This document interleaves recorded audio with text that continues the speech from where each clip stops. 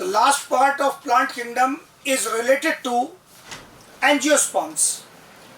Angiosperms सबसे advanced plants हैं और जिम्नोस्पर्म की तुलना में यहाँ पर आपको जो इमीडिएट सबसे पहले अंतर मिलेगा देखने के लिए वो क्या है, यहाँ पर मेंशन किया है कि ये फ्लावरिंग प्लांट्स हैं। जो एंजियोस्पर्म्स हैं वो फ्लावरिंग प्लांट्स हैं। कहीं पर भी हमने जिम्नोस्पर्म में फ्लावर शब्द का उपयोग नहीं किया था। ओव्यूल था, वहां पर सीड बन रहा था, लेकिन फ्लावर शब्द नहीं था। और अंदाजा लगाएंगे वहां पर क्या था, हम वहां पर कौन शब्द का उपयोग करते थे, स्पोरोफिल वर्ड यूज करते थे, mega sporophyll, micro sporophyll, but flower शब्द का उपयोग बिल्कुल भी नहीं था। ये फ्लावरिंग प्लांट्स होते हैं जिनमें फ्लावर पाया जाता है और ये कैरेक्टरिस्टिक केवल एंजियोस्पर्म्स के अंदर ही पाई जाती है। इससे और क्या डिफरेंस क्रिएट होंगे वो यहाँ आपको दिखेंगे। फ्लावर पाए जाने से और क्या एडवांसमेंट होगी। इसमें तुरंत यह कनेक्टिविटी आ गई। Ovule formed inside ovary part of flower. Flower के ओवरी वाले पार्ट के अंदर क्या बनेगा, ओव्यूल। जिम्नोस्पर्म में जब ओव्यूल के बारे में हमने डिस्कशन किया था तो वहां पर क्लियरली कहा था ovule not covered by ovary, या मीनिंग क्या लिखा था, नेकेड सीडेड प्लांट्स। जिनके ओव्यूल के बाद ओवरी नहीं होती उनका ओव्यूल सीड तो बनाता है लेकिन उसके बाहर कोई कवरिंग नहीं होती। जिम्नोस्पर्म में कंपैरिजन बहुत जरूरी है। जब एंजियोस्पर्म पढ़ाता हूं तो जिम्नोस्पर्म के साथ जो कंपैरिजन लेता हूं उसी की वैल्यू है कि जिम्नोस्पर्म में ओव्यूल के बाहर कोई कवरिंग नहीं है, एंजियोस्पर्म में ओव्यूल के बाहर कवरिंग है, ओवरी की कवरिंग है, जिसको अभी डायग्राम से भी शो करूंगा। ओवरी किसका पार्ट है, फ्लावर का पार्ट है। और पोलन ग्रेन्स का फॉर्मेशन होगा किससे, एंथर से। एंथर जो फ्लावर में प्रेजेंट होंगे। दोनों पॉइंट को अगले डायग्राम से कोरिलेट करूंगा, ऑब्जर्व करेंगे, फिर एक बार समझा दूंगा। ये आ गया फ्लावर। सभी ने छोटी क्लास से इसके बारे में थोड़ा थोड़ा पढ़ा है। अब यहां पर क्या क्या कंपोनेंट है। फ्लावर में नीचे कुछ green leaf like small structure modified हो सकते हैं, वो कहलाते हैं सेपल। और जो कलर्ड होते हैं, जो फ्लावर का अट्रैक्टिंग पार्ट होता है जिससे फ्लावर खूबसूरत लगता है, वो क्या है, वो पेटल्स है उसकी। फ्लावर की जो पेटल्स है वो कलर्ड पार्ट होते हैं उसके, जो उसको अट्रैक्टिंग बनाते हैं। पॉलिनेशन में भी इंसेक्ट को अट्रैक्ट करके ये हेल्प करते हैं, पेटल्स रोल प्ले करते हैं। अब इसके जो एक्चुअल रिप्रोडक्टिव पार्ट है वो कौन से हैं, ये स्टेमन्स है। स्टेमन में दो भाग देखेंगे आप। एनसीईआरटी कहता है कि स्टेमन में दो भाग हैं, एक है फिलामेंट, ये फिलामेंट जा रहा है, और उसके ऊपर एंथर। एंथर और फिलामेंट दोनों मिलकर पूरा क्या कहलाता है स्ट्रक्चर, स्टेमन्स। ये जो स्टेमन्स है ये मेल रिप्रोडक्टिव पार्ट है। Stamens are male reproductive organs. इनमें से जो एंथर वाला भाग है, इस एंथर वाले भाग के अंदर ही क्या बनेंगे, पोलन ग्रेन्स। ये पॉइंट था हमारा। Pollen grains are formed from anthers of flower. Flower के स्टेमन का एंथर वाला भाग जो मेल रिप्रोडक्टिव पार्ट है एक्चुअली में, वो क्या बनाएगा, पोलन ग्रेन्स का फॉर्मेशन करेगा। कैसे करेगा ये भी दिखेगा, एक एक करके पॉइंट चलना है। अब फीमेल रिप्रोडक्टिव पार्ट को ऑब्जर्व करना। जो फ्लावर का फीमेल रिप्रोडक्टिव पार्ट है ये पूरा का पूरा इतना ये पूरा का पूरा फीमेल रिप्रोडक्टिव पार्ट है सेंटर में। इसमें क्या क्या कंपोनेंट है, ये ऊपर का जो स्टेज लाइक स्ट्रक्चर दिख रहा है प्लेटफॉर्म, ये क्या कहलाता है, स्टिग्मा। ये जो ट्यूब जैसा नीचे आ रहा है ये पूरा ये क्या कहलाता है, स्टाइल। और ये जो नीचे थोड़ा फैला हुआ भाग है क्या कहलाता है, ओवरी। तो इसका मतलब फीमेल रिप्रोडक्टिव पार्ट में तीन कंपोनेंट है, स्टिग्मा, स्टाइल, ओवरी। तीनों पूरा मिलकर कहलाते हैं कार्पेल या गायनोशियम। कार्पेल या गायनोशियम। जो कार्पेल या गायनोशियम है उसके अंदर तीन भाग देख रहे हैं आप, स्टिग्मा, स्टाइल, ओवरी। अब जब हम बार बार कहते आ रहे हैं यहां पर कि ओव्यूल के बाहर ओवरी की कवरिंग है, मतलब अंदर ओव्यूल रखा है, ये आपके सामने फ्लावर के अंदर ये ओव्यूल प्रेजेंट है यहां पर, इसी के अंदर फीमेल रिप्रोडक्टिव पार्ट होगा एक्चुअल, जहां एग बनेगा और उसी का फर्टिलाइजेशन होगा, जो इस डायग्राम में एग नहीं दिखाया, आगे अलग से दिखेगा आपको। तो इसका मतलब आपको भी यहां से क्या क्या याद करना होगा, फ्लावर के अंदर सेपल पेटल्स होंगे, उनका डायरेक्टली जो गैमेट्स हैं उनको बनाने में कोई रोल नहीं है, एंथर का रोल पोलन ग्रेन बनाने में, और कार्पेल के अंदर जो ओवरी वाला भाग है उसके अंदर क्या प्रेजेंट है, ओव्यूल। तो ये दोनों का अरेंजमेंट हो गया, और इससे ये भी समझ में आ जाना चाहिए that ovule is covered by ovary. पहले नहीं था ऐसा कहीं भी, इससे पहले कहीं भी इस प्रकार का कंपोनेंट आपको देखने के लिए नहीं मिला। ये फ्लावर का स्ट्रक्चर हमारे आगे भी काम आएगा। अब यहां पर ये पॉइंट आया आपका, stamens represent mail reproductive part. अभी मैंने थ्योरेटिकली बताया था, यहां आपके सामने भी लिखा हुआ है, and also together called androecium. सारे स्टेमन्स का ग्रुप मिलकर पूरा मेल रिप्रोडक्टिव पार्ट क्या कहलाएगा, एंड्रोशियम कहलाएगा। फीमेल वाले के लिए क्या वर्ड यूज किया था, गायनोशियम, यहां डायग्राम पर ही लिखा था। फीमेल रिप्रोडक्टिव ऑर्गन गायनोशियम, और मेल रिप्रोडक्टिव ऑर्गन सारे स्टेमन्स मिलाकर एंड्रोशियम। इसकी जिम्मेदारी क्या है, पोलन ग्रेन बनाने की जिम्मेदारी है। Pollen grains are formed inside anthers. कैसे बनेंगे आपके सामने, एंथर के भीतर प्रेजेंट है क्या, माइक्रोस्पोर मदर सेल। एंथर के अंदर माइक्रोस्पोर मदर सेल कैसे हैं, diploid. Microspore mother cell diploid, इनमें क्या होगी, मियोसिस। मियोसिस से क्या बन गए, हैप्लॉइड, माइक्रोस्पोर्स बन गए। अब इनमें माइटोसिस, बहुत सब इंपॉर्टेंट स्टेप्स है। पहले मियोसिस, डिप्लॉइड से हैप्लॉइड, और फिर माइटोसिस, और उससे क्या बने, पोलन ग्रेन। इसका मतलब पोलन ग्रेन बनाने के लिए क्या क्या स्टेप चले, माइक्रोस्पोर मदर सेल में मियोसिस और माइक्रोस्पोर में माइटोसिस। तो ये जो पोलन ग्रेन होता है ये अधिकतर 2 सेल्ड स्टेज में रिलीज हो जाता है, और ये पॉलिनेशन करता है, फीमेल रिप्रोडक्टिव पार्ट पर जाकर आगे फर्टिलाइजेशन करने का काम करेगा। पोलन ग्रेन ही मेल गैमेट प्रोवाइड करेगा। अभी पोलन ग्रेन तैयार हो गया 2 सेल्ड स्टेज में, आप इसको यहां पर देख रहे हैं। तो ये मेल रिप्रोडक्टिव पार्ट की इंफॉर्मेशन बिल्कुल सिंपल स्ट्रेट लिखी हुई है। एंड्रोशियम कहलाते हैं सारे स्टेमन्स मिलकर, और ये एंथर वाले भाग से पोलन ग्रेन बनाते हैं। कैसे बनाते हैं, मियोसिस एंड माइटोसिस के माध्यम से। ये बड़ा इंपॉर्टेंट क्वेश्चन है, ये जो मैंने सीक्वेंस लिखी है, पहले मियोसिस फिर माइटोसिस। माइटोसिस में ही ज्यादातर स्टूडेंट गड़बड़ करते हैं, उनको लगता है मियोसिस हो गया ठीक है डायरेक्ट बन गया, ना ऐसे नहीं है। माइक्रोस्पोर में आगे माइटोसिस होगी, तब क्या बनेगा, पोलन ग्रेन बनेगा, और जो ज्यादातर 2 सेल्ड स्टेज में रिलीज होता है पोलिनेशन करने के लिए। फिर इसके बाद आ गया पॉइंट आपका कार्पेल का, पिस्टिल नया शब्द आ गया, ये नया वर्ड आ गया। एनसीईआरटी लिखता है स्टाइल, स्टिग्मा, स्टाइल, ओवरी, तीनों को मिलाकर क्या बोल रहे थे, कार्पेल, या क्या बोल रहे थे, गायनोशियम। एक और वर्ड एनसीईआरटी ने यूज किया है, पिस्टिल।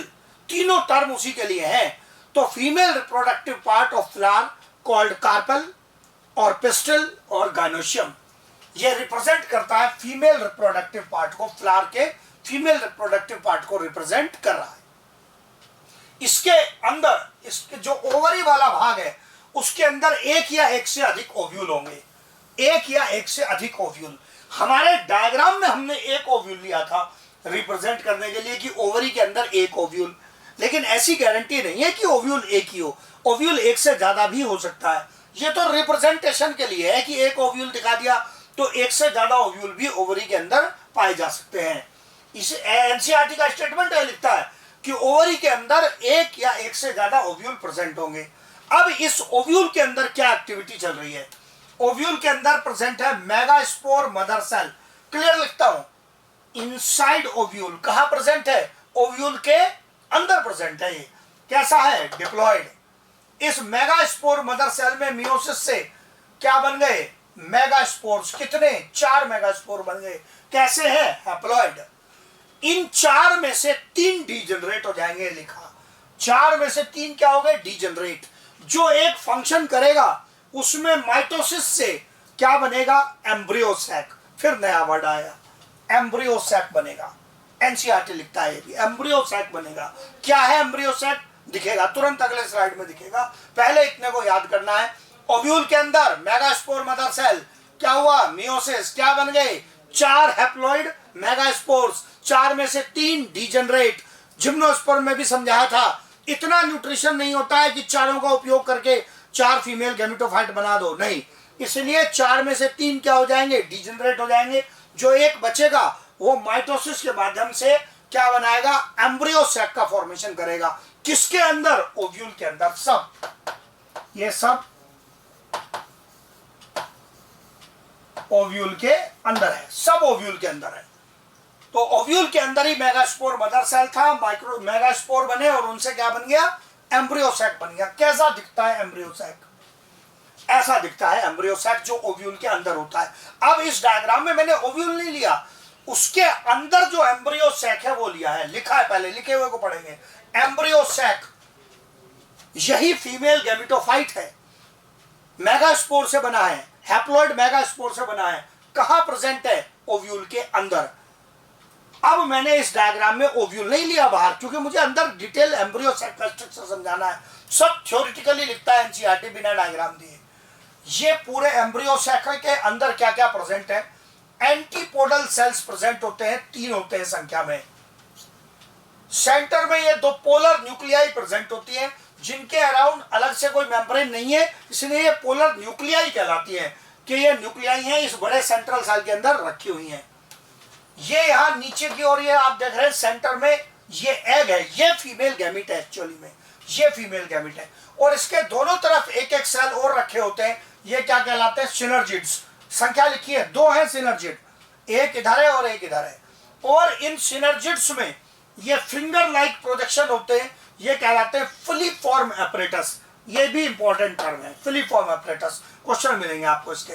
तो फिलीफॉर्म एपरेटस या फिंगर लाइक जो प्रोजेक्शन है,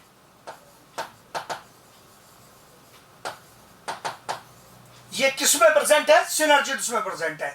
अब आपको जो क्वेश्चन करना चाहिए वो क्या है, फीमेल गैमीट में और फीमेल गैमेटोफाइट में क्या अंतर है।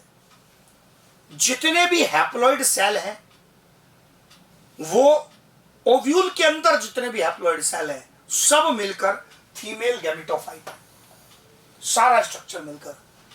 लेकिन फर्टिलाइजेशन इनमें से एक सेल का होगा और वो है एग। सो जिसका फर्टिलाइजेशन होगा एक्चुअली में वो एक्यूरेट जो सेल है वो है फीमेल गैमेट। जबकि जितने भी बाकी सब हैप्लॉइड सेल हैं जो इसके साथ और सपोर्टिंग रोल के लिए बने हैं वो पूरा फीमेल गैमेटोफाइट कहलाता है। और एंजियोस्पर्म्स में इस फीमेल गैमेटोफाइट का नाम क्या है, ये कहलाता है एम्ब्रियोसैक। एम्ब्रियोसैक नाम क्यों रख दिया, क्योंकि अल्टीमेटली इस एग के फर्टिलाइजेशन से क्या बनेगा, एम्ब्रियो। और वो भी शुरू में किसके भीतर रहेगा, इसी सैक के अंदर रहेगा।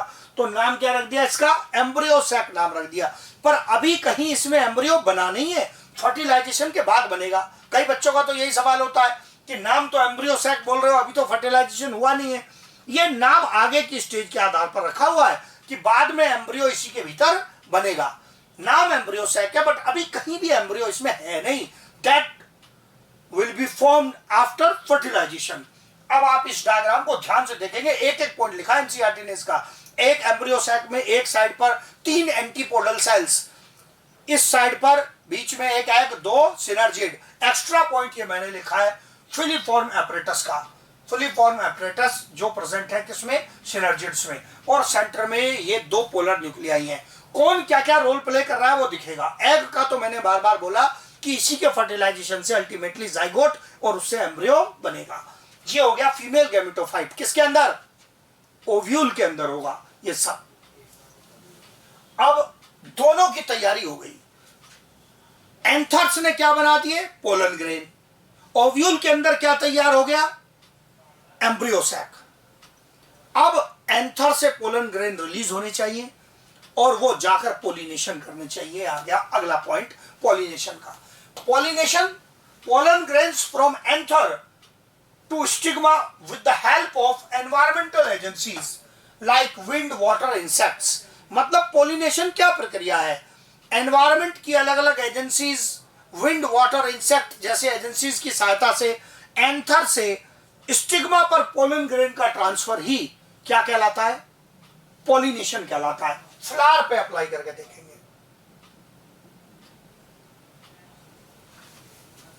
पोलिनेशन है ये, एंथर से रिलीज हुए पोलन ग्रेन्स उनका जाकर स्टिग्मा पर डिपॉजिट होना, यह कहलाता है पोलिनेशन। इसमें हो सकता है कोई इंसेक्ट सहायता करे, विंड की सहायता से चले जाएं, और अगर पौधा एक्वेटिक है, पानी में डूबा हुआ है पार्शली या फुल्ली, तो वाटर का रोल हो सकता है। ध्यान रहे, पोलिनेशन अलग पॉइंट है और फर्टिलाइजेशन अलग। अभी फर्टिलाइजेशन हुआ नहीं है, फर्टिलाइजेशन इसके बाद होगा पोलन ट्यूब की सहायता से। मिक्स नहीं करना है। ब्रायोफाइट, टेरिडोफाइट को फर्टिलाइजेशन में पानी की जरूरत थी। एंजियोस्पर्म, जिम्नोस्पर्म को फर्टिलाइजेशन में पानी की जरूरत नहीं है। वाटर का पोलिनेशन में रोल होना अलग पॉइंट है और फर्टिलाइजेशन अलग। यहां मेल गैमेट में कोई मोटिलिटी नहीं है, पोलन ट्यूब से गैमेट जाएगा। Pollen grain is not gamete, pollen grain is not gamete. Pollen grain से गैमेट बनेगा और दिखेगा भी आपको। तो ये पोलिनेशन हुआ, तो पोलिनेशन होने पर स्टिग्मा पर चला गया पोलन ग्रेन। स्टिग्मा पर जाने के बाद पोलन ग्रेन का क्या होगा? जर्मिनेशन होगा। ये दिख गया आपको। ये पॉइंट अगला यही कहता है, over stigma pollen grains germinate to form pollen tube. अब पोलन ट्यूब बनी कब? जब पोलन ग्रेन्स कहां जमा हो गए? स्टिग्मा पर। तो एंथर से स्टिग्मा तक जाना पोलिनेशन। कौन लेके जाएगा? अलग अलग एजेंसीज। अब पोलन ग्रेन क्या करेगा? अब पोलन ग्रेन जर्मिनेट होगा और क्या बनाएगा? Pollen tube. ये देख गया, सब बिल्कुल क्लियर बनाया। सब हर एक पॉइंट पे डायग्राम लिया है, कोई भी जहां जो समझने का हिस्सा है। ये पोलन ग्रेन, ये इसकी आउटर वॉल होती है और ये इनर वॉल होती है, जो ग्रो कर कर क्या बनाती है? पोलन ट्यूब बनाती है। ये बन गई पोलन ट्यूब। इस पोलन ट्यूब के अंदर आपको क्या क्या मिलेगा? नीचे इसके टिप के पास वेजिटेटिव सेल मिलेगा एक, जिसका काम है provides nutrition for pollen tube growth.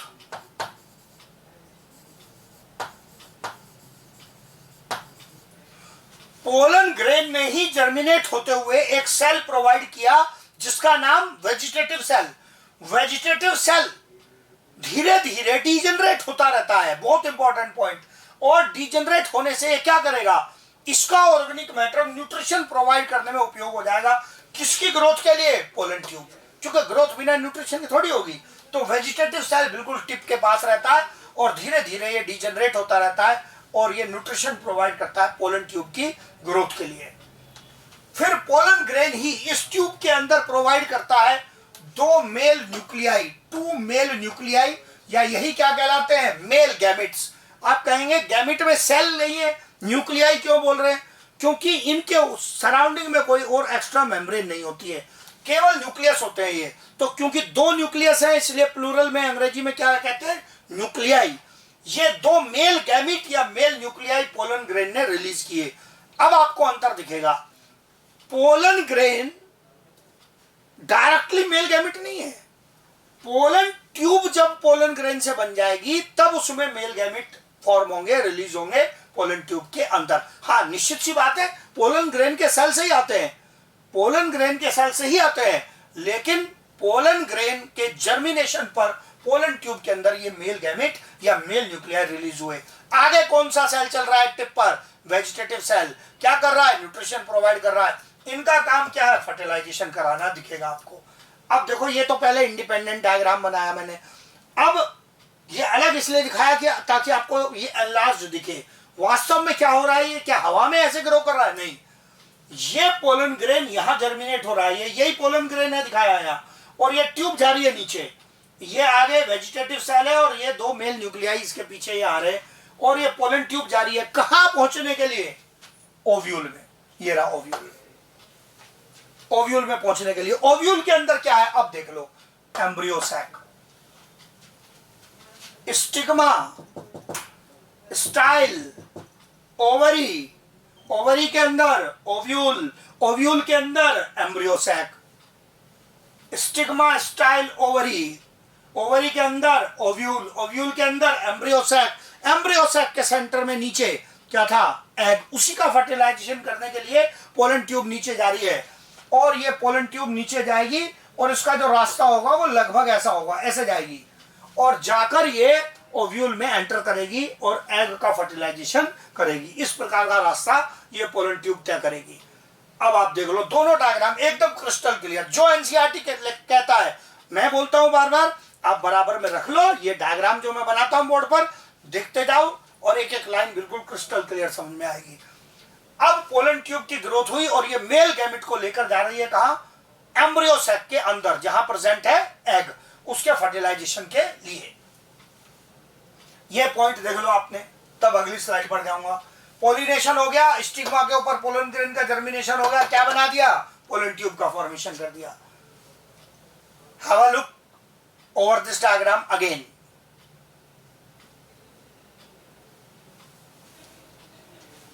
अब क्या एक्टिविटी चलेगी? पोलन ट्यूब के अंदर दो मेल न्यूक्लियाई या मेल गैमेट आ रहे हैं, ये क्या क्या करेंगे? ये डबल फर्टिलाइजेशन की एक्टिविटी करेंगे। ध्यान से देखना है, बड़ा इंपॉर्टेंट पॉइंट है। एम्ब्रियो सैक के अंदर नीचे क्या दिखाया? एग। एग के साथ एक मेल गैमेट या मेल न्यूक्लियाई फ्यूज करेगा। एग कैसा? हैप्लॉइड। मेल गैमेट भी कैसा? हैप्लॉइड। और इनके फ्यूजन से क्या बन गया? जाइगोट। ये फ्यूजन से जो जाइगोट बना है ये प्रोसेस कहलाता है सिनगेमी। सिनगेमी इंपॉर्टेंट टर्म, मैंने पहले ही कह दिया है, इंपॉर्टेंट है, इसमें पर लिखा हुआ आगे तक कई कितने चैप्टर्स तक काम आएगी इंफॉर्मेशन। 12th क्लास तक ये इंफॉर्मेशन काम आएगी, स्ट्रॉन्ग करके चलना बिल्कुल एकदम। फिर जाइगोट तो बन गया, तो दूसरा मेल न्यूक्लियाई क्या करेगा? उसका भी कुछ रोल है। यस, उसका रोल लेने से पहले यहां पर दिखेगा एम्ब्रियो सैक के सेंटर में आपको दो पोलर न्यूक्लियाई दिख रहे थे। पहले ये पोलर न्यूक्लियाई फ्यूज करेंगे आपस में। शुरू में जब ये अलग अलग थे तो इनकी कंडीशन देखना मैंने कैसे लिखी है, n+n लिखी है, लेकिन ये आपस में फ्यूज होकर क्या बनाएंगे? पहले सेकेंडरी न्यूक्लियस बनाएंगे। कैसा हो गया? 2n बन गया ये सेकेंडरी न्यूक्लियस। अब इस सेकेंडरी न्यूक्लियस में एक और मेल गैमेट फ्यूज करेगा, तो 2n तो ये पहले ही हो गया, मेल गैमेट n और इसमें फ्यूज कर गया, तो इससे बन गया 3n, मतलब triploid. Primary endosperm nucleus, PEN कहलाता है, प्राइमरी एंडोस्पर्म न्यूक्लियस, PEN। अब आप देखो इसमें 3 न्यूक्लियाई है, 1 2 3, 3 न्यूक्लियाई।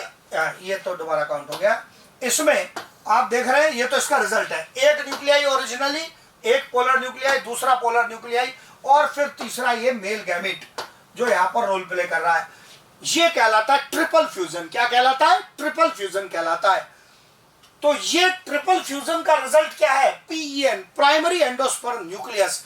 ये जो जाइगोट है ये बनाएगा एम्ब्रियो और प्राइमरी एंडोस्पर्म न्यूक्लियस बनाएगा एंडोस्पर्म।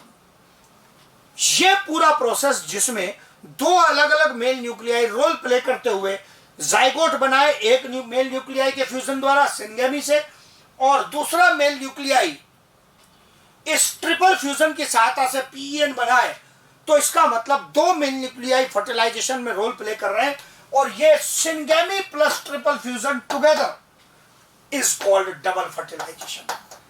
मैंने डबल फर्टिलाइजेशन शब्द का उपयोग केवल एंजियोस्पर्म्स में किया है, इसके सिवा पहले कहीं भी नहीं किया। बहुत ही भारी भरकम पॉइंट है, बिल्कुल भी मिस नहीं होना चाहिए, कोई जरा सी भी इफ बट नहीं आनी चाहिए। Double fertilisation is the property of angiosperms only, जिसमें सिनगेमी प्लस ट्रिपल फ्यूजन होता है, प्रॉपर्टी ऑफ एंजियोस्पर्म्स ओनली।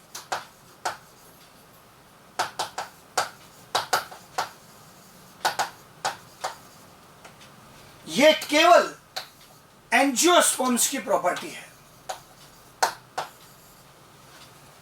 मतलब आपको अलग अलग प्रकार के धोखे दिए जाएंगे, जाइलम, फ्लोएम वगैरह। क्या जाइलम एंजियोस्पर्म के अतिरिक्त और प्लांट में भी है? हाँ जी, हमने पहले भी डिस्कस किया, टाइडोफाइट में भी आया था। ठीक है, इतना डेवलप्ड नहीं था। जिम्नोस्पर्म में भी था, फ्लोएम भी था, सीड जिम्नोस्पर्म में भी था।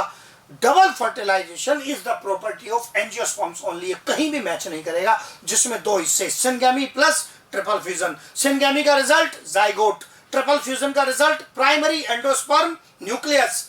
दोनों का रोल क्या है वो भी दिखाता हूं, कोई इसमें डाउट नहीं रहना चाहिए। एक एक बिल्कुल टिप पर चाहिए मुझे। Egg plus male gamete, zygote, syngamy. Polar nuclei together fuse, बिल्कुल एनसीईआरटी लिखता है, polar nuclei together fuse to form secondary nucleus which is diploid, which is further fused with another male gamete or male nuclei to form PEN, primary endosperm nucleus. Primary endosperm nucleus क्यों बोल रहे? क्योंकि इसी nucleus के division से endosperm का formation होगा। ये आ गया पॉइंट डिस्कशन में। जाइगोट फॉर्म्स एम्ब्रियो, अभी उसी डायग्राम पर बताया था रिप्रेजेंटेशन पर, इनसाइड ओव्यूल। जहां एम्ब्रियो सेट था ओव्यूल के अंदर, वहीं पर क्या बन जाएगा? जाइगोट से एम्ब्रियो बन जाएगा।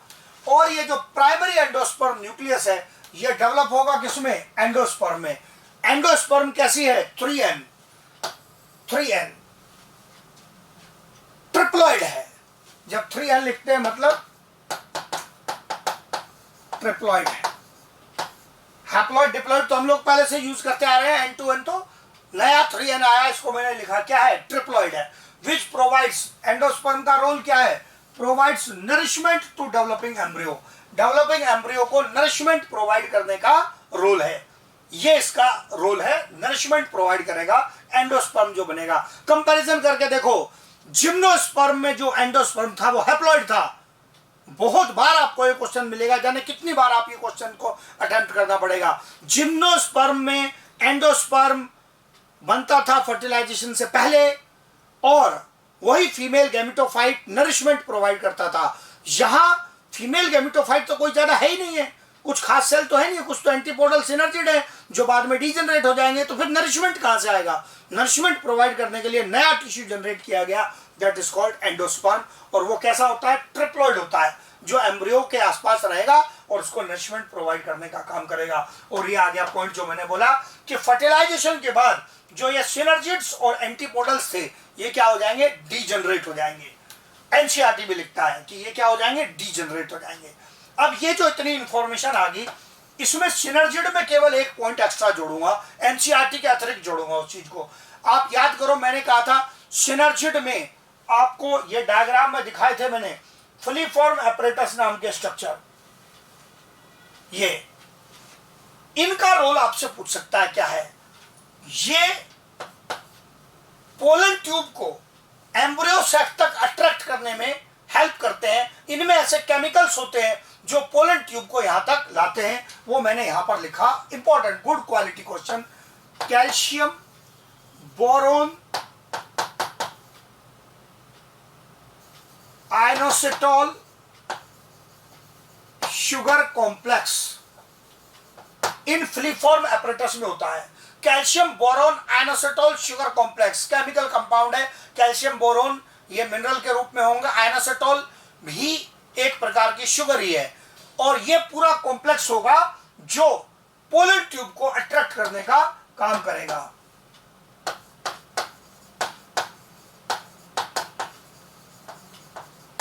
इसका काम है पोलन ट्यूब को अट्रैक्ट करना। ये जरूरत पड़ेगी आपको आगे 12th में जाकर, लेकिन है आपके सिलेबस के अंदर ही। एनसीईआरटी ने 11th में नहीं लिखा है, पर आपको 11th में भी कई जगह ऑब्जेक्टिव में इसके क्वेश्चन मिलेगा। ये इंपॉर्टेंट पॉइंट है। तो पोलन ट्यूब को यहां तक लाने में इसने रोल प्ले किया। फिलीफॉर्म एपरेटस के अंदर केमिकल है, इससे आपको दिखेगा यहां पर ये पोलन ट्यूब जो आ रही है, ये पोलन ट्यूब यहां कैसे पहुंचेगी? इस पोलन ट्यूब को यहां तक लाने में, अट्रैक्ट करने में सिनर्जिड्स के फिलीफॉर्म एपरेटस का रोल है, जो ऐसा केमिकल रखता है जो पोलन ट्यूब तक को यहां तक लाने में, अट्रैक्ट करने में हेल्प करता है। अब एक एक स्टेप जरा अपने आप चलाकर देखेंगे। फ्लावर में एंथर, मेल रिप्रोडक्टिव पार्ट, क्या बनाएगा? Pollen grain. क्या पोलन ग्रेन में पहले से ही मेल गैमेट है? नहीं, अभी नहीं है। जर्मिनेट होने के बाद में फॉर्म होंगे। Female reproductive part carpel, pistil और गायनोशियम, 3 पार्ट हैं इसमें।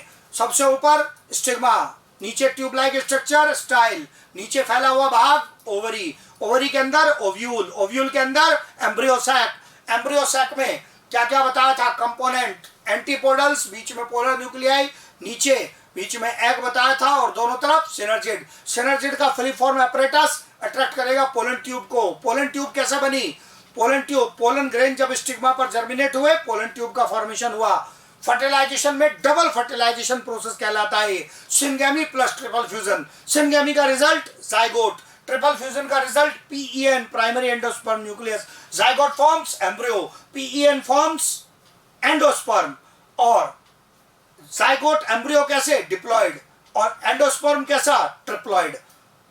डेवलपमेंट हो गया पूरा, और बाकी जो एक्स्ट्रा सेल थे जो कि अपना रोल प्ले कर चुके, सिनर्जिड्स, एंटीपोडल्स का तो कोई ऐसा रोल नहीं था अलग से, सिनर्जिड्स का था वो बता दिया, ये डिजेनरेट हो जाएंगे और इस प्रकार से वहां पर एम्ब्रियो का फॉर्मेशन हो जाएगा ओव्यूल के अंदर। ये अब क्या बन गया? ये अब फर्टिलाइज्ड ओव्यूल तैयार हो गया है।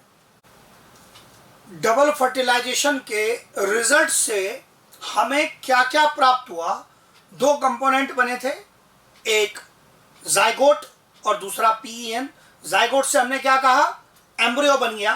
पीईएन से क्या कहा? एंडोस्पर्म बन गए। ये रिजल्टेंट था। अब यहीं से आगे और कनेक्ट होता है क्या पॉइंट? जो ओव्यूल था वो फर्टिलाइज हो गया, उसके अंदर एम्ब्रियो बन गया। तो ये ओव्यूल का क्या हुआ? यही ओव्यूल अब फर्टिलाइज होने के बाद क्या बनाएगा? सीड। तो सीड किससे बनता है? ओव्यूल से बनता है। When ovule is fertilized, it develops into a seed. लेकिन ओव्यूल के बाहर हम लगातार डायग्राम से भी देखते आ रहे हैं, एक कवरिंग थी ओवरी की। ये ओवरी वाली कवरिंग क्या करेगी? ये ओवरी वाली कवरिंग आगे फर्दर फॉर्म करेगी क्या? फ्रूट। सीड के बाहर जो फ्रूट की कवरिंग है वो बनेगी ओवरी से। ये इंपॉर्टेंट पॉइंट है अपने आप में काफी, क्योंकि आपने पहले कहीं भी इस शब्द का उपयोग नहीं किया। एंजियोस्पर्म्स में ही ट्रू फ्रूट बनता है जो ओवरी से फॉर्म होता है। इससे पहले किसी लोअर प्लांट में, इस एंजियोस्पर्म की तुलना में जो भी लोअर प्लांट है उनमें किसी में भी ना ओवरी थी ना फ्रूट का फॉर्मेशन था। जिम्नोस्पर्म में हाँ सीड का फॉर्मेशन जरूर हुआ था, लेकिन वो नेकेड सीडेड प्लांट थे, उनके बाहर ओवरी की कवरिंग नहीं थी, तो फ्रूट का फॉर्मेशन भी नहीं हुआ था। और यहाँ आपको फ्रूट की कवरिंग मिलेगी जो आप डेली लाइफ में देखते हैं। जैसे अगर कोई आप आम खा रहे हैं, बाहर फ्रूट की कवरिंग है, अंदर क्या है? सीड है। तो वो जो फ्रूट बना है वो किससे बना है? ओवरी से बना है। उसके फ्लैशी पार्ट वगैरह अलग अलग हो सकते हैं, लेकिन वो बना किससे है? फ्रूट बना है ओवरी से। अब एंजियोस्पर्म में कुछ यहाँ पर एनसीईआरटी ने और बेसिक पॉइंट दिए याद करने के, जो अगेन आप डेली लाइफ में भी देखते हैं। कहता है 2 मेन ग्रुप्स में डिवाइड होते हैं, डाइकोटिलेडोन्स एंड मोनोकोटिलेडोन्स। डाइकोटिलेडोन्स कौन से हैं? जिनके सीड में 2 कोटिलेडोन्स होते हैं।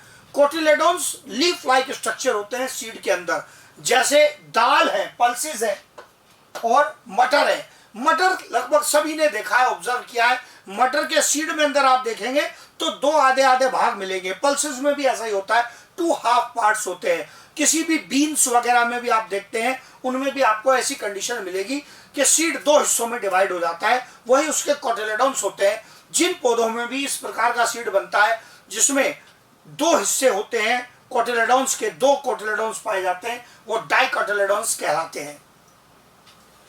कुछ प्लांट्स में आप देखेंगे सिंगल कोटिलेडोन सीड में पाया जाएगा, जिसमें प्रोमिनेंट एग्जांपल व्हीट और मेज, ये मोनोकोटिलेडोन्स कहलाते हैं।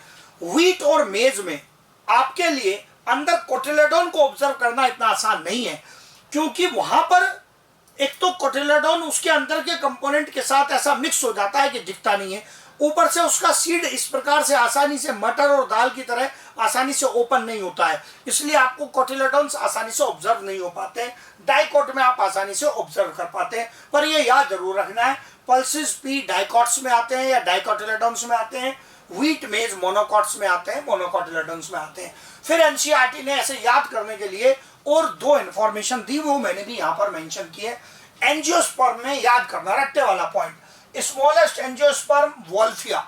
वॉल्फिया एक बहुत छोटा, एनसीईआरटी कहता है लगभग माइक्रोस्कोपिक, एक एक्वाटिक प्लांट है वॉल्फिया, पानी में पाया जाने वाला एक एंजियोस्पर्मिक प्लांट है वॉल्फिया। और सबसे बड़ा एंजियोस्पर्म यूकेलिप्टस, जो लगभग कहता है 100 मीटर या उससे भी ज्यादा ऊंचाई के पेड़ पाए जाते हैं यूकेलिप्टस के। तो दो डायरेक्ट याद करने वाले एग्जांपल, वॉल्फिया एंड यूकेलिप्टस। तो दोनों पॉइंट आ गए आपके, ये कनेक्ट होता हुआ फर्टिलाइजेशन से भी और ये जनरल पॉइंट याद करने के लिए भी कि क्या क्या पॉइंट एनसीईआरटी ने दिए। फिर ये एनसीईआरटी का डायग्राम ले लिया मैंने। एनसीईआरटी का diagram life cycle of angiosperm को समझाते हुए एनसीईआरटी ने ये डायग्राम दिया है। एनसीईआरटी ने इस डायग्राम का उपयोग किया है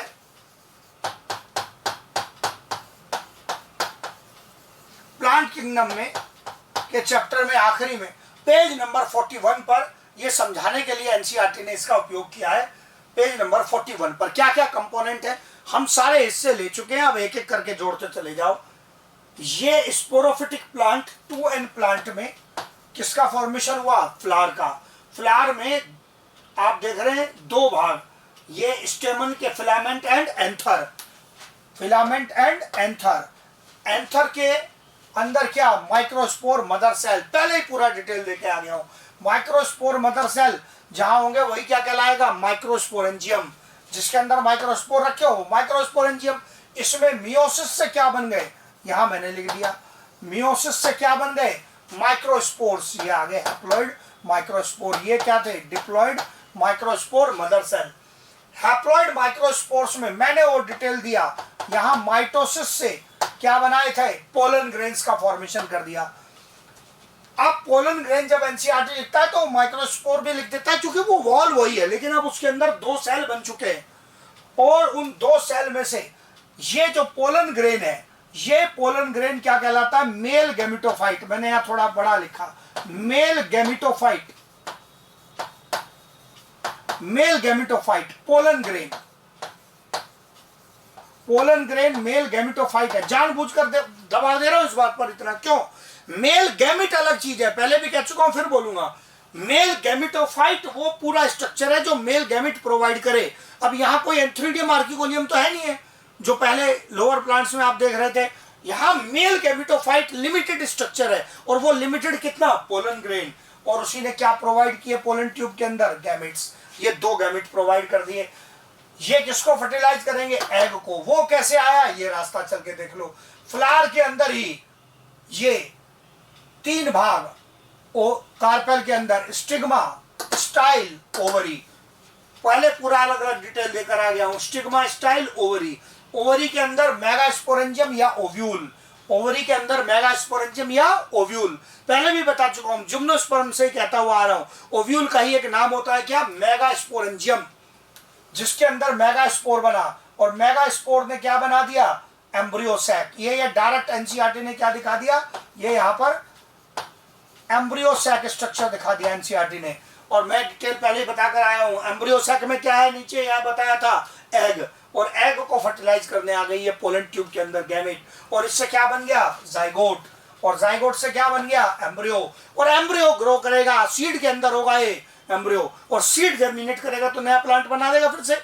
सो प्लांट में फ्लावर, फ्लावर के दो भाग, स्टेमन्स, कार्पेल। स्टेमन में एंथर, फिलामेंट। एंथर के अंदर क्या बनेंगे, यहां पर आप ऑब्जर्व करेंगे माइक्रोस्पोरेंजियम चैम्बर होगा, जिसके अंदर माइक्रोस्पोर मदर सेल होंगे। मियोसिस से क्या बना, माइक्रोस्पोर्स, माइक्रोस्पोर से pollen grain. Pollen grain is male gametophyte which provides male gamete. फिर इधर ovary style stigma, part of carpel. Carpel के अंदर का भाग, अंदर ओवरी वाले भाग में क्या रखा है, ओव्यूल। ओव्यूल ही क्या कहलाता है, मेगास्पोरेंजियम, क्योंकि अंदर मेगास्पोर बनेगा। कैसे बनेगा पहले समझा कर आ चुका हूं। और मेगास्पोर से क्या बनाया था, एम्ब्रियो सैक, और एम्ब्रियो सैक का फर्टिलाइजेशन हो गया। अब यहां पर आप देखेंगे इधर लिखा है गैमेटोफिटिक और इधर लिखा है स्पोरोफिटिक। जो हैप्लॉइड वाले पार्ट है, ये हैप्लॉइड है, ये हैप्लॉइड है, ये सब गैमेटोफिटिक है। एन, ये लिखा है एन, गैमेटोफिटिक जनरेशन हैप्लॉइड। और फर्टिलाइजेशन होने के बाद जाइगोट से ये इधर डिप्लॉइड जनरेशन आ गई, क्या कहलाएगी, स्पोरोफिटिक जनरेशन कहलाएगी। ये पूरी की पूरी स्टोरी आ गई, एंजियोस्पर्म्स की लाइफ साइकिल की सारी कहानी बता दी है डॉट टू डॉट। यहाँ पर एक एक पॉइंट हम लोगों ने डिस्कस किया है। जो एनसीईआरटी का डायग्राम है उसको अच्छे से रिवाइज करेंगे और एक एक पॉइंट को लर्न करेंगे। ये सारा केस आ गया हमारा पूरा एंजियोस्पर्म की लाइफ साइकिल का। चैप्टर के आखिरी में एनसीईआरटी ने सभी प्लांट्स के बारे में डिस्कस करते हुए उनके लाइफ साइकिल पैटर्न दिए हुए हैं। इन लाइफ साइकिल पैटर्न के बारे में हमने थोड़ा थोड़ा पहले भी डिस्कस किया है, पर यहाँ फिर से इसके बारे में जानकारी लेनी जरूरी है, क्योंकि यहाँ पर एनसीईआरटी ने इसमें जिम्नोस्पर्म एंजियोस्पर्म के बारे में भी चर्चा की है। क्या लाइफ साइकिल पैटर्न है, अपनी पुरानी जो बेसिक नॉलेज है, मैंने पहले भी ये शब्द उपयोग किए हैं, उसका भी उपयोग करना है। Life cycle and alternation of generation के नाम से एनसीईआरटी ने हेडिंग दिया, जिसमें पहले एनसीईआरटी एक जनरल डिस्क्रिप्शन देता है। क्या क्या लिखता है एनसीईआरटी अपनी थ्योरी में, उसको मैंने छोटा सा रिप्रेजेंटेशन दिया है। यहाँ पर एनसीईआरटी मेंशन करता है कि यदि कोई प्लांट बॉडी स्पोरोफाइट है तो वो मियोसिस के माध्यम से क्या बनाएगी, स्पोर्स।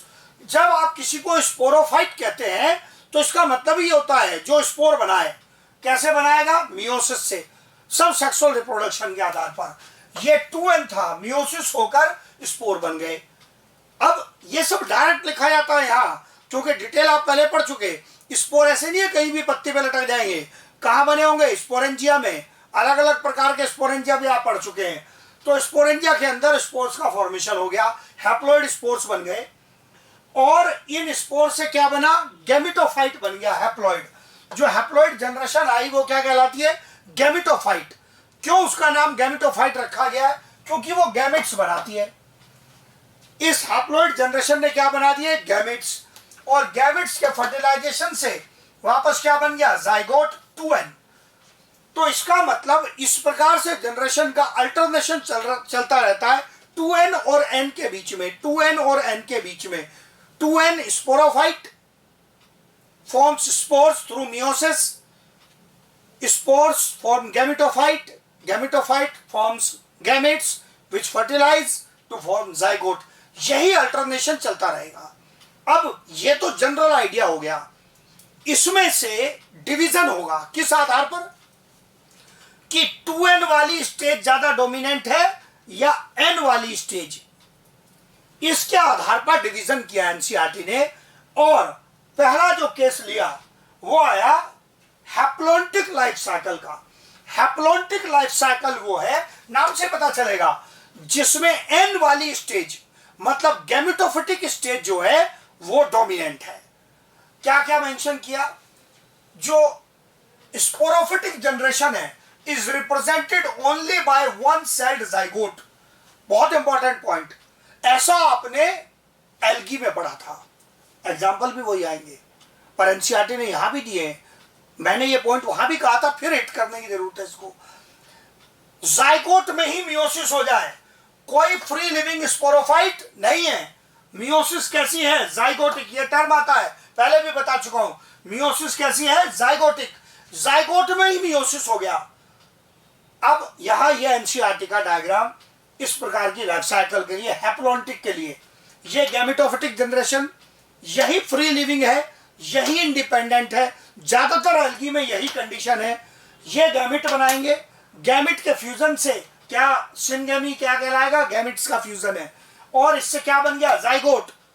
जाइगोट में माइटोसिस नहीं हुआ, जाइगोट में हुआ सीधा मियोसिस, और जाइगोट के मियोसिस से स्पोर्स बन गए और इन्होंने वापस गैमेटोफिटिक जनरेशन बना दी। तो यहां पर जाइगोट में कोई माइटोसिस नहीं है, मल्टीसेलुलर 2n स्टेज नहीं है। There is no multicellular 2n stage. Zygote में 2n में माइटोसिस होता तब तो 2n मल्टीसेलुलर बनता है ही नहीं। जाइगोट के मियोसिस से सीधे स्पोर्स बन गए, और बाकी जो मेन पूरे लाइफ का पार्ट है वो गैमेटोफिटिक है। ऐसा केस आपको कहां कहां देखने के लिए मिला था, क्लेमाइडोमोनास में है, ये पूरा डिटेल बताया था। वोलवॉक्स स्पायरोगायरा का भी ऐसा ही केस है, और ज्यादातर अन्य एल्गी में भी इसी प्रकार की लाइफ साइकिल पाई जाती है, जो क्या कहलाती है, हैप्लॉन्टिक लाइफ साइकिल। एकदम आसान, हैप्लॉइडिक में हैप्लॉइड फेज या गैमेटोफिटिक फेज डोमिनेंट है, और जाइगोट में ही क्या हो जाती है, मियोसिस। अपने आप आंसर आते चले जाएंगे इन 2 पॉइंट से ही। हैप्लॉइड या गैमेटोफिटिक फेज डोमिनेंट है और मियोसिस किस में हो जाती है, जाइगोट में हो जाती है। ज्यादातर एल्गी की यही कैरेक्टरिस्टिक है, यही प्रॉपर्टी है। अब इसका बिल्कुल उल्टा, डिप्लॉइडिक लाइफ साइकिल। डिप्लॉइडिक लाइफ साइकिल में उल्टा है, डिप्लॉइड फेज डोमिनेंट है। कलर से भी पहचानेंगे, ये जो ब्लू कलर एनसीईआरटी ने लिया है ये डिप्लॉइड फेज के लिए लिया है डिप्लॉइडिक में, और यहाँ जो ये कलर चेंज करके थोड़ा बैंगनी टाइप कलर यहाँ पर ब्रिंजल टाइप लिया है, ये हैप्लॉइडिक के लिए लिया है। तो यहाँ पर डिप्लॉइड जो स्पोरोफिटिक फेज है वो डोमिनेंट फेज है, वही फोटोसिंथेटिक है और इंडिपेंडेंट है। ये आप देखेंगे गोल घेरे में उसको कितनी जगह दी है, इतना बड़ा हिस्सा किसको दिया है, डिप्लॉइड को, और हैप्लॉइड पार्ट को बहुत छोटा हिस्सा दिया है। यहां पर गैमेटोजेनेसिस हुआ, गैमेट बना मियोसिस से, और ये हैप्लॉइड फेज जो है बहुत शॉर्ट लिव्ड है। शॉर्ट लिव्ड कैसे, अभी आपने जस्ट पीछे जो एंजियोस्पर्म्स जिम्नोस्पर्म में पढ़ा, उनमें क्या गैमेट इंडिपेंडेंटली कहीं घूम रहे हैं, मिट्टी में रह रहे हैं, नहीं। पोलन ग्रेन जाएगा, पोलिनेशन करेगा। Haploid pollen grain, haploid embryo sac, इनकी कोई इंडिपेंडेंट एग्जिस्टेंस नहीं है। इसलिए यहां पर जो गैमेटोफाइट है वो सिंगल या फ्यू सेल्स का है, सिंगल या फ्यू सेल्स का है। क्या एग्जांपल दिया एनसीईआरटी ने, जिम्नोस्पर्म, एंजियोस्पर्म। क्योंकि एनसीईआरटी एग्जांपल प्लांट के हिसाब से दे रहा है तो यही एग्जांपल दिए। ह्यूमन बींग्स में भी कैसी लाइफ साइकिल है, डिप्लॉइडिक है। जो इंडिविजुअल होता है वो कैसा है, डिप्लॉइड है। गैमेट बनेंगे वो कैसे होंगे, हैप्लॉइड बनेंगे, मियोसिस से बनेंगे। लेकिन क्या गैमेट का इंडिपेंडेंट सर्वाइवल है ना, गैमेट का इंडिपेंडेंट सर्वाइवल नहीं है। वो तो तुरंत जाइगोट बनाएगा और आगे फीटस का डेवलपमेंट होगा। तो इसका मतलब ये हुआ कि डिप्लॉइडिक लाइफ साइकिल में डिप्लॉइड फेज डोमिनेंट है और हैप्लॉइड फेज की इंडिपेंडेंट एग्जिस्टेंस नहीं है, वो एक या कुछ सेल तक ही सीमित होता है। प्लांट के केस में आपने देखा है कुछ सेल, मतलब एम्ब्रियो सैक में एंटीपोडल्स, सिनर्जिड्स, ये तो मल्टीपल सेल तो है ही ना, सब गैमेटोफाइट के सेल थे। हाँ, उसमें से फर्टिलाइजेशन एग का हुआ था। ये इस प्रकार का डिप्लॉइडिक लाइफ साइकिल का केस। तो एक दूसरे के उल्टे हैं। आप देख लो, हैप्लॉइडिक में मेजर पार्ट ये जो हैप्लॉइडिक वाला फेज है गैमेटोफाइट का, और ये यहाँ पर ये उल्टा केस हो गया, डिप्लॉइडिक में मेजर पार्ट डिप्लॉइड वाला है। अब एक कंडीशन ऐसी भी आती है जिसमें हैप्लॉइड और डिप्लॉइड दोनों मल्टीसेल्युलर है। डिप्लॉइड और हैप्लॉइड दोनों में माइटोसिस हो सकता है, और वो कहलाएगी एनसीईआरटी की लैंग्वेज हैप्लोडिप्लॉइडिक। हैप्लोडिप्लॉइडिक में both gametophytic and sporophytic phases are multicellular and often free living। दोनों मल्टीसेल्युलर होते हैं, इसकी गारंटी है। मल्टीसेल्युलर होने के लिए किसकी जरूरत पड़ेगी, माइटोसिस की। माइटोसिस की जरूरत पड़ेगी, ये यहाँ जाइगोट में माइटोसिस, यहाँ जरूरत पड़ेगी माइटोसिस की। जाइगोट के माइटोसिस से क्या बनेगा, स्पोरोफाइट। फिर स्पोरोफाइट मियोसिस से क्या बनाएगा, स्पोर। लेकिन स्पोर से मल्टीसेल्युलर गैमेटोफाइट बनाने के लिए फिर से क्या, माइटोसिस। एन में भी माइटोसिस और 2n में भी माइटोसिस, दोनों में माइटोसिस की एक्टिविटी चल रही है। इस प्रकार से दोनों मल्टीसेल्युलर स्ट्रक्चर्स हैं। फ्री लिविंग दोनों हो भी सकते हैं, नहीं भी हो सकते। इसलिए एनसीईआरटी ने चालाकी से क्या लिखा है, ओफन। सब एनसीईआरटी की लैंग्वेज ली है, ओफन फ्री लिविंग हो सकते हैं दोनों। अब इसको एक तो जनरल एग्जांपल आ गया, ब्रायोफाइट टाइडोफाइट में ऐसा हुआ था, पर मैं इसको एनसीईआरटी से एक स्टेप आगे चलूंगा और 2 हिस्सों में तोड़ूंगा। जैसे ऑप्शंस का सामना किया जा सकता है आपको क्वेश्चंस में मिलेगा, इससे पहचानना। अब नंबर नहीं डाला इस पर, हैप्लोडिप्लॉइडिक। अगर हैप्लो पहले लिखूं तो मतलब हैप्लॉइड डोमिनेंट है, और डिप्लॉइड वाला जो फेज है वो डिपेंडेंट है। हैप्लोडिप्लॉइडिक ब्रायोफाइट थे, जो उनका गैमेटोफिटिक फेज था वो इंडिपेंडेंट था। आप देखो, याद करो, रिक्शिया में, फ्यूनेरिया में जो मोस वगैरह फ्यूनेरिया की उगी हुई थी, उसके ऊपर फुट सेटा कैप्सूल वाला स्पोरोफाइट आया था। तो नीचे जो फ्री लिविंग था वो कौन था, गैमेटोफाइट। जबकि मल्टीसेल्युलर होने के बावजूद शॉर्ट लिव्ड है कौन, स्पोरोफाइट। स्पोरोफाइट अल्टरनेट करता है गेमेटोफाइट के साथ, but it is short lived, multicellular sporophyte है। और ये डिपेंडेंट है किसके ऊपर? गेमेटोफाइट। एनसीईआरटी लिखता है टोटली और पार्शियली डिपेंडेंट। मैंने पढ़ाया पहले, टोटली डिपेंडेंट का एग्जांपल लिखाया था रिक्शिया में। रिक्शिया में जो स्पोरोफाइट था वो टोटली डिपेंडेंट था, उसमें कोई ग्रीन फोटोसिंथेटिक प्रॉपर्टी नहीं थी। जबकि फ्यूनेरिया में, मॉस में फुट सेटा कैप्सूल वाले भाग को कहा था कि वो ग्रीन भी होता है शुरू में, इसलिए वो डिपेंडेंट कैसा है? पार्शियली। चालाक है एनसीईआरटी, वहां तो नहीं लिखता जहां मॉस पढ़ा रहा था, लेकिन यहां आकर अपना रायता फैलाता है, कहीं और जाकर लिख देगा, सिलेबस में आ जाएगा। तो ये मैंने पहले भी बता रखा है, रिक्शिया का स्पोरोफाइट कैप्सूल जिसमें था फुल्ली डिपेंडेंट, फिनेरिया फुट सेटा कैप्सूल वाला पार्शियली डिपेंडेंट था। तो अगर हैप्लॉइड डोमिनेंट है तो हैप्लोडिप्लॉन्टिक। एनसीईआरटी कहता है सभी ब्रायोफाइट में यही पैटर्न देखने के लिए मिलेगा, हैप्लॉइड डोमिनेंट, उसके ऊपर डिपेंडेंट, डिप्लॉइड वाला पार्ट स्पोरोफिटिक। अब इसका उल्टा टर्म लिया, डिप्लोहैप्लॉन्टिक। ये एनसीईआरटी ने नहीं लिया, एनसीईआरटी ने सारे टेरिडोफाइट और ब्रायोफाइट एक जगह कर दिए। अगर डिप्लो हैप्लो करके कोई पॉइंट ही नहीं आए, ऑप्शन ही ना हो, तो सबको हैप्लो डिप्लोन्टिक में रख देना। लेकिन यदि ऑप्शन आ जाए डिप्लो पहले लिखा हो और हैप्लोन्टिक बाद में, तो टेरिडोफाइट के लिए ये बेटर आंसर है। क्यों? क्योंकि इसमें डिप्लॉयड स्पोरोफिटिक फेज इंडिपेंडेंट होता है, वो पहले लिखा जाएगा। Diploid sporophytic phase is independent and photosynthetic, जबकि जो गैमेटोफिटिक फेज है मल्टीसेल्युलर तो है, लेकिन वो शॉर्ट लिव्ड है और डिपेंडेंट है। ये ग्रीन भी हो सकता है, लेकिन साथ में और भी यहां एनसीईआरटी ने इंपॉर्टेंट पॉइंट ले दिया, सप्रोफिटिक। ये टेरिडोफाइट्स का प्रोथैलस है। टेरिडोफाइट्स का क्या है? प्रोथैलस। ये जो पॉइंट लिखे हैं ये किसके बारे में लिखे हैं एनसीईआरटी ने? प्रोथैलस के बारे में। टेरिडोफाइट का जो प्रोथैलस है वो इंडिपेंडेंट भी हो सकता है, ऑटोट्रॉफिक हो सकता है, लेकिन कुछ केस में हो सकता है भोजन नहीं बनाए और वो डेड ऑर्गेनिक मैटर से न्यूट्रिशन ले, तो वो फंजाई वाला पॉइंट सप्रोफिटिक। डेड ऑर्गेनिक मैटर से न्यूट्रिशन ले तो क्या हो सकता है? सप्रोफिटिक। टेरिडोफाइट्स में ये कनेक्ट करूंगा, बहुत ध्यान से पहचानना। एनसीईआरटी ने टुकड़े नहीं तोड़े, एनसीईआरटी ने हैप्लोडिप्लॉन्टिक में दोनों लिख दिया। पहले मैंने वही लिखा, हैप्लोडिप्लॉन्टिक दोनों ब्रायोफाइट टेरिडोफाइट। लेकिन यदि इससे बेटर ऑप्शन आने लगे तो ब्रायोफाइट के लिए तो यही टर्म आएगा, हैप्लोडिप्लॉन्टिक, क्योंकि इसमें हैप्लॉइड डोमिनेंट है। लेकिन टेरिडोफाइट में टर्म उल्टा हो जाएगा, डिप्लोहैप्लॉन्टिक, क्योंकि डिप्लॉइड डोमिनेंट फेज है, उल्टा हो गया। ये तीनों केस बता दिए। तो पहला क्या केस था? हैप्लॉन्टिक, ज्यादातर एल्गी में, डिप्लॉन्टिक हायर प्लांट्स में, जिम्नोस्पर्म में, एंजियोस्पर्म में। फिर हैप्लोडिप्लॉन्टिक अगर एनसीईआरटी के लेवल का पॉइंट आ जाए, ब्रायोफाइट टेरिडोफाइट, हाँ उसमें तोड़ना पड़ जाए दो हिस्सों में, तो ब्रायोफाइट हैप्लोडिप्लो, टेरिडोफाइट डिप्लोहैप्लॉन्टिक। ये दोनों केस बता दिया यहां पर।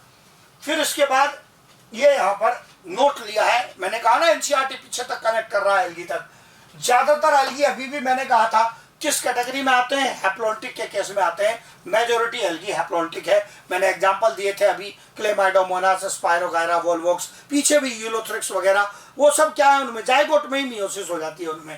एक्टोकार्पस पॉलीसिफोनिया एंड कल्प्स, पहले भी मैं इसमें से एक्टोकार्पस पॉलीसिफोनिया तो बता चुका हूं एल्गी पढ़ाते हुए। तो ये क्या है? हैप्लोडिप्लॉन्टिक के केसेस हैं, जिसमें अल्टरनेशन ऑफ जनरेशन में दोनों इंडिपेंडेंट फेजेस पाए जाते हैं। और फ्यूकस पहले भी एग्जांपल लिया, ये कैसा है? डिप्लॉन्टिक है। इसमें डिप्लॉइड फेज क्या है? डोमिनेंट है। तो यहां पर ये सारे केसेस आ गए। इन सब केसेस को एनसीईआरटी के एग्जांपल सहित हम लोगों ने एक्सप्लेन किया है। एनसीईआरटी के एग्जांपल भी लिए, डायग्राम भी लिए हैं। अब यहां पर इनको एक बार जरा ध्यान से देखेंगे और फिर एक और एक्स्ट्रा पॉइंट बताऊंगा, उस पर ध्यान देना। धीरे चलना है आसानी से, ताकि दिमाग में बात बैठे। ज्यादातर एल्गी हैप्लॉन्टिक। हैप्लॉन्टिक में मियोसिस किस में? जाइगोट में।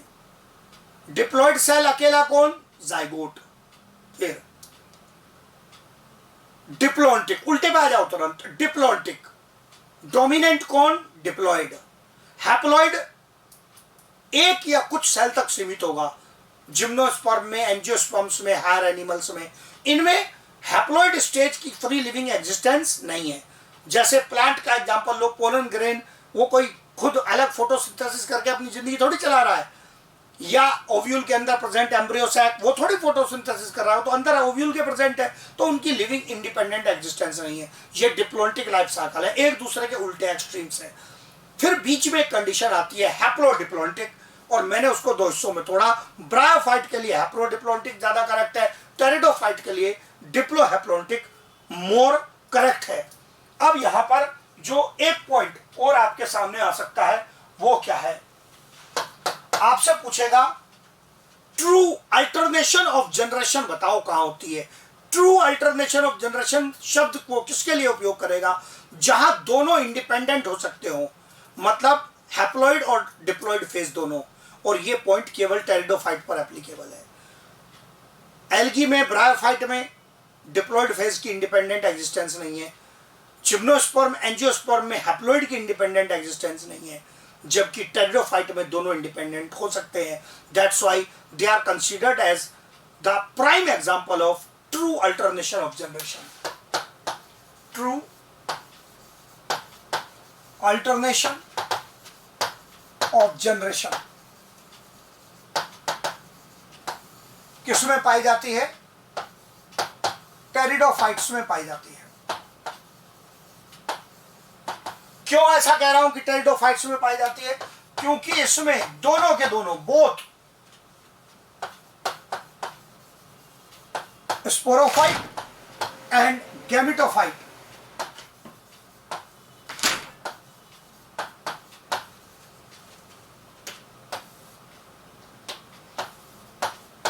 Can be free living. दोनों अपने अपने रोल प्ले कर सकते हैं, दोनों फ्री लिविंग हो सकते हैं, इंडिपेंडेंट हो सकते हैं, इसलिए ये ट्रू अल्टरनेशन ऑफ जनरेशन कहलाती है। जो एल्गी है, ब्रायोफाइट है, उनमें 2n इंडिपेंडेंट नहीं है, और जिम्नोस्पर्म, एंजियोस्पर्म में n वाला फेज इंडिपेंडेंट नहीं है। इनमें दोनों इंडिपेंडेंट हो सकते हैं। That's why they are regarded as the example of true alternation of generation. इसके साथ हमारा प्लांट किंगडम का जो चैप्टर है वो फुल्ली कंप्लीट होता है। बहुत सारा हमने इसमें एक्सप्लेनेशन भी लिया है। एज आई ऑलवेज से ज़्यादातर चीज़ें एनसीईआरटी की हैं और उसके आसपास की चीज़ें हम लोगों ने लर्न की हैं। सारी चीज़ें पढ़ाई हैं और बहुत मेहनत करके हर एक चीज़ को इसमें जोड़ा गया है। इसको अगर आप अच्छे से रिवाइज कर लेंगे और अच्छे से पढ़ लेंगे तो ये सारे के सारे पॉइंट कवर हो जाएंगे आपके, कुछ भी छूटेगा ही नहीं। आई हैव कवर्ड एवरीथिंग, सारी चीज़ें मैंने उसमें कवर कर रखी हैं। एनसीईआरटी को जरूर साथ के साथ चलाते जाना है। जैसे आप लोग लेक्चर्स वगैरह में भी नोट करते हैं, देखते हैं, वहाँ पर भी आपको इन्फॉर्मेशन मिलती होगी। डाउट वगैरह में भी आप लोग वो चीज़ पूछ सकते हैं। तो आपको जो लेक्चर्स मिलते हैं और या डाउट में भी अगर आप कोई चीज़ डालना चाहते हैं ऐप पर, तो you can mention it with SS sir.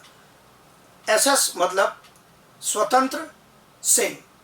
हाँ जी, थोड़ा आड़ा तिरछा नाम है, लेकिन याद रखेंगे तो आराम से एक बार दिमाग में बैठ जाएगा। SS मतलब स्वतंत्र सिंह। पूरा चैप्टर हम लोगों ने कवर कर दिया है और उसको अच्छे से रिवाइज करेंगे।